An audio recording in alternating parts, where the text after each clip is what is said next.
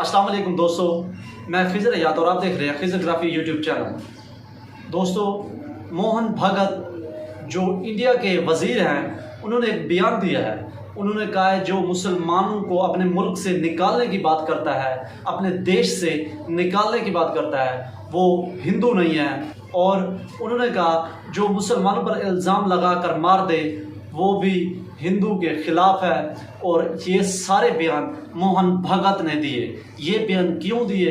क्योंकि वहाँ पे इलेक्शन की कैंपेनिंग हो रही है, इसलिए वो बयान दे रहे हैं। क्योंकि दोस्तों, आप जानते हो जब इलेक्शन की कैंपेनिंग जब पाकिस्तान में भी होती है तो पाकिस्तान के भी MPA MNA किस तरह आवाम के पास जाकर आवाम से झूठे वादे करते हैं और उनको झूठी खबरें देते हैं।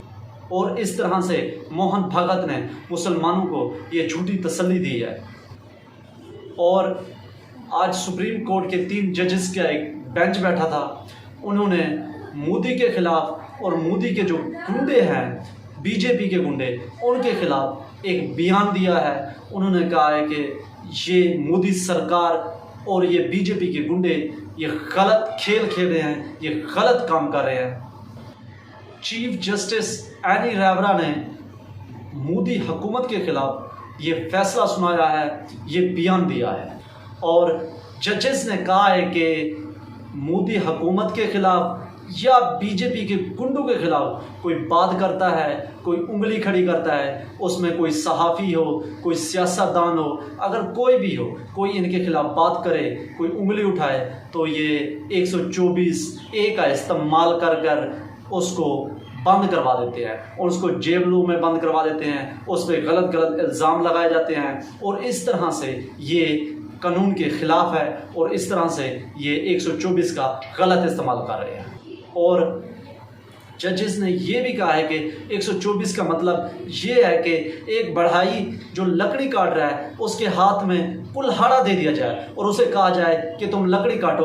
वो एक लकड़ी काटने की बजाय पूरा जंगल काट दे। और BJP की हुकूमत और गुंडे इस तरह ही कर रहे हैं। वो 124A का गलत इस्तेमाल कर रहे हैं और इससे काफ़ी ज़्यादा आवाम परेशान है और मुसलमान ख़ास तौर पे बड़े परेशान हैं। दोस्तों, ये बहुत बड़ी बात है। मैंने आज इंडिया मीडिया की रिपोर्ट देखी है और मैं आपको रिपोर्ट दिखाता हूँ कि फुल प्रूफ के साथ मैं ये बात लाया हूँ कि मैं अपनी तरफ से ये बात नहीं कह रहा। ये आप इंडिया मीडिया की रिपोर्ट देखें।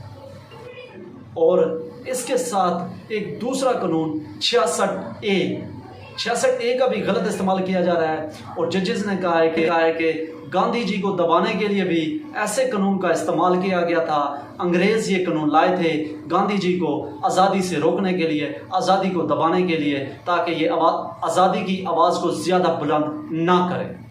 और इसी कानून के ज़रिए आज़ादी को दबाने की कोशिश की गई थी। और इस तरह से जजेस ने हुकूमत से एक सवाल खड़ा किया है कि आज़ादी के 75 साल कंप्लीट होने के बाद भी क्या ये कानून हमारे मुल्क में लागू होता है? हम इसको रखें? हम किसी की आज़ादी को दबा सकते हैं?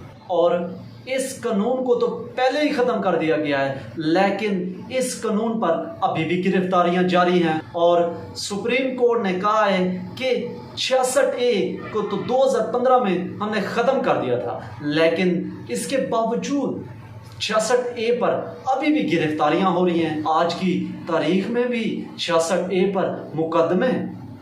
ये कहाँ का कानून है? उन जजेस ने कहा।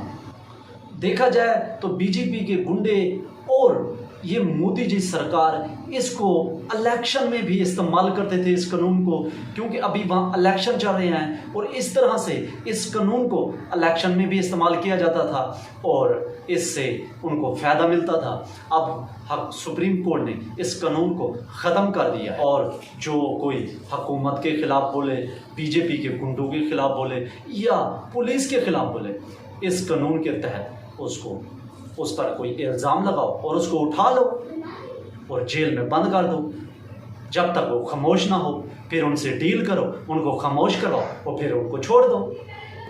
और दोस्तों, मैं आपको बता दूं कि इस कानून को न्यूजीलैंड में 2007 में ख़त्म कर दिया गया था। और स्कॉटलैंड में भी इस कानून को 2010 में ख़त्म कर दिया गया और ऑस्ट्रेलिया में भी ये 2010 में ख़त्म कर दिया गया है और अमेरिका में भी इस कानून को बदल दिया गया। और ऐसे में मोदी हुकूमत अगर कोई सहाफ़ी उनके ख़िलाफ़ बोले, अगर कोई मुसलमान उनके ख़िलाफ़ बोले और अगर कोई सियासतदान उनके ख़िलाफ़ बोले, अगर कोई ब्यूरोक्रेट उनके ख़िलाफ़ बोले तो वो उसको चुप करवाने के लिए 66A या 124A का गलत इस्तेमाल करते थे, उनको उठा लेते थे और उनको जेलों में बंद कर दिया जाता था, उनके ख़िलाफ़ गलत मुकदमे बनाए जाते थे।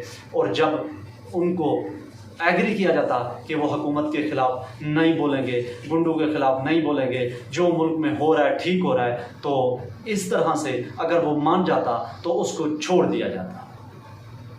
दोस्तों, मेरी वीडियो आपको कैसी लगी कमेंट्स करके ज़रूर बताइएगा। चैनल को सब्सक्राइब कर दीजिए और दोस्तों के साथ